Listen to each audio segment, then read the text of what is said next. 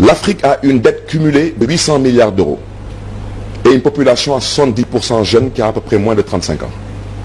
La France, à elle toute seule, elle a presque 2600 et quelques milliards d'euros de dette.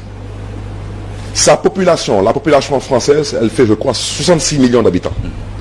On fait presque 5 fois cette population. La population française, elle est vieillissante. La population africaine, elle est jeune. Vous ne pouvez pas comparer le sous-sol africain au sous-sol français. Alors, vous pensez que qui a besoin de qui? Celui qui a plus de 2500 milliards d'euros de dette, vous pensez qu'il peut aider celui qui a 800 milliards d'euros de dette? Vous pensez que celui qui a un peuple qui en majorité a plus de 60 ans peut aider celui qui a un peuple qui en majorité a moins de 40 ans? Vous pensez que vous pouvez aujourd'hui aider un continent qui a un sous-sol aussi riche que ce que nous avons actuellement? Regardez le sous-sol sénégalais, regardez le sous-sol malien, regardez toute cette zone jusqu'au Niger, regardez ce qu'il y a comme richesse. La France se moque de qui? Respectons-nous. Et moi, je veux être clair, je ne suis pas anti-français. Je milite pour un partenariat et non un deal, parce que je ne suis pas un dealer. Et aujourd'hui, il faut qu'on se dise des vérités. Il est temps qu'on reparle et qu'on rediscute du franc CFA. Parce que si le franc CFA doit continuer à exister dans ces conditions, ce n'est pas la peine. Cette monnaie aujourd'hui, elle ne peut pas garantir à la limite l'économie française et qu'en contrepartie maintenant, on soit présenté nous comme les mendiants.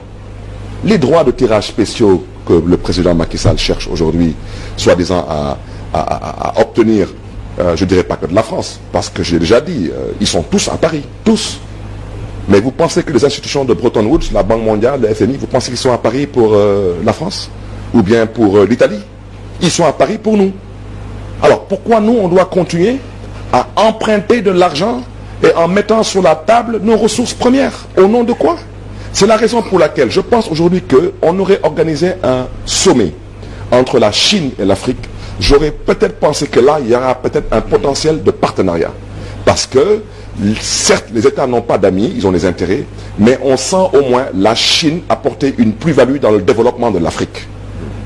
Mais quant à la France, il faut qu'on se dise des vérités. Et il faut qu'on apprenne à se respecter. Cette relation entre l'Afrique et la France, elle doit évoluer vers un partenariat gagnant-gagnant. Il peut ne pas être équitable. C'est le cas, non? Mais ce n'est pas le cas. Je vous donne un simple exemple. On prend l'autoroute à péage Eiffage. Pourquoi les gosses l'ont cassé? Et pourtant, quand vous allez vers Touba, ce n'est plus Eiffage, c'est Ila Touba. Quand vous allez vers Sali, à partir de Toglou, ce n'est plus Eiffage. Mais pourquoi les gosses n'ont cassé que Eiffage? Comment vous pouvez prendre une autoroute qui a coûté plus de 360 milliards, sur lesquels les 330 milliards ont été apportés par l'État du Sénégal, donc par le contribuable sénégalais, sur fonds propres, à travers des prêts, et j'en passe.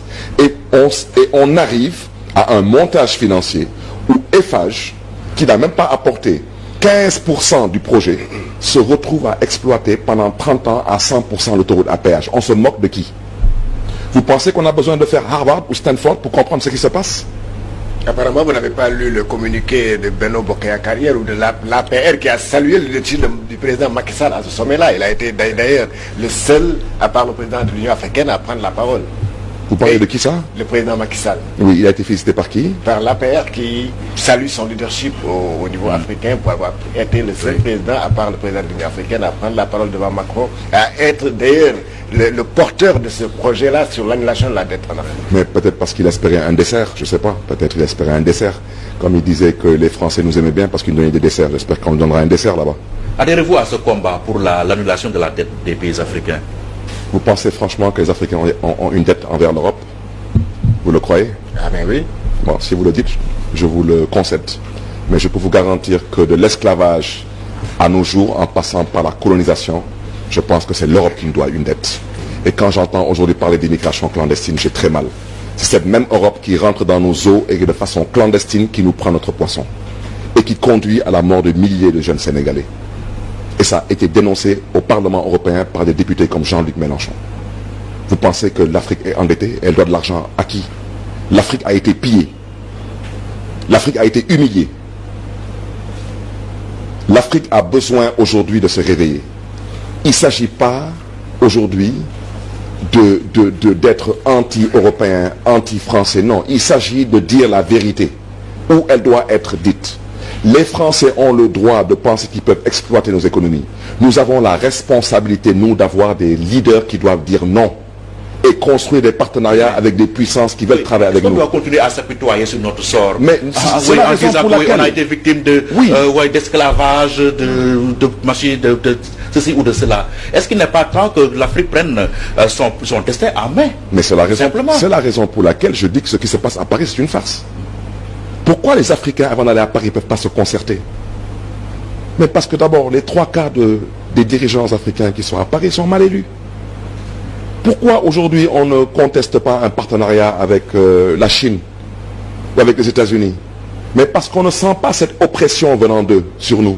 Et la Chine qui n'est pas un modèle de démocratie aussi. Oui, mais je vais vous dire une petite chose aujourd'hui, Pierre. Vous pensez franchement que la démocratie, elle est adaptée à tous les peuples? Vous le croyez-vous? Vous pensez que la démocratie est adaptée à nous? Je vous donne un exemple. Dans une démocratie, les homosexuels ont des droits. Je suis un démocrate. Je ne suis pas d'accord pour l'homosexualité au Sénégal. Parce qu'on doit respecter nos valeurs et notre culture. Aujourd'hui, moi, je suis parti en Chine. J'ai vécu une bonne partie de ma vie aux États-Unis. J'ai découvert que la Chine était plus développée que les États-Unis. Parce que peut-être la Chine, c'est le communisme qui marche pour elle. Vous pensez que Kadhafi, quand il était au pouvoir, moi, j'ai beaucoup voyagé à travers. Je n'ai jamais rencontré dans ma vie de Libyens. Jamais. Même pas étudiants. Mais parce que sous Kadhafi, il y avait des conditions qui permettaient aux Libyens de vivre dans leur pays. C'était peut-être pas une démocratie, mais ils étaient à l'aise dans ce qu'ils étaient.